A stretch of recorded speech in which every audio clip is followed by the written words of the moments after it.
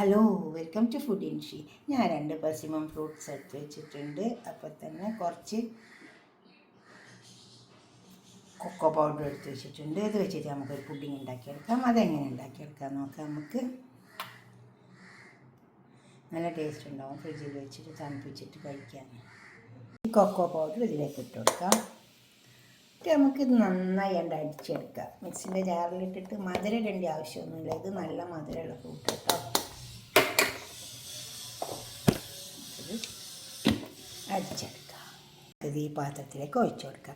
ഇതിൽ വേറെ ഒന്നും ചേർക്കേണ്ട ആവശ്യമില്ല കേട്ടോ. അത് മാത്രമേ ചേർത്തിട്ടുള്ളൂ. അത് നല്ല പഴുത്താൽ മതി. അപ്പോൾ നല്ല ടേസ്റ്റ് ഉണ്ടാവും. ഇത് ഫ്രിഡ്ജിൽ വെച്ചിട്ട് ഒന്ന് തണുത്തിട്ട് എടുത്താൽ നല്ല ടേസ്റ്റ് ഉണ്ടാവും കേട്ടോ. നമുക്കത് നേരെ ഫ്രിഡ്ജിലേക്ക് വെച്ച് കൊടുക്കാം. ഇതാണ്ടോ, ഇതെല്ലാം ആയി വന്നിട്ടുണ്ട്.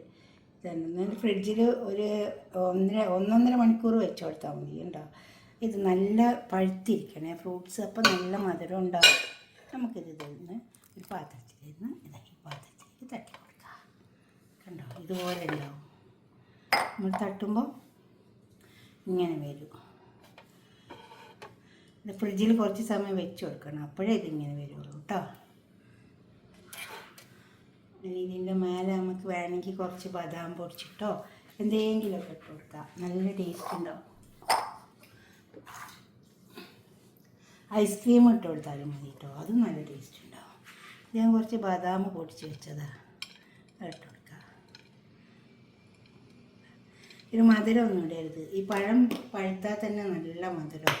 അപ്പോൾ ആവശ്യമില്ലാണ്ട് കുറേ മധുരം ഇടേണ്ട ഒരു കാര്യമില്ല. ഇതുപോലൊക്കെ ഒന്ന് ഉണ്ടാക്കി വയ്ക്കുക നിങ്ങൾ. എന്നിട്ട് നിങ്ങളുടെ അഭിപ്രായം നിർദ്ദേശമൊക്കെ ഒന്ന് കമൻറ്റ് ബോക്സിൽ അറിയിച്ചാട്ടെ. ലൈക്ക് ചെയ്യണം, അതുപോലെ തന്നെ ഷെയർ ചെയ്യും വേണം, സബ്സ്ക്രൈബ് ചെയ്യാത്തവരൊക്കെ ചെയ്യും വേണം. നല്ല 1.5 മണിക്കൂർ ഞാൻ ഫ്രിഡ്ജിൽ വെച്ച് കൊടുത്തു. Okay, by.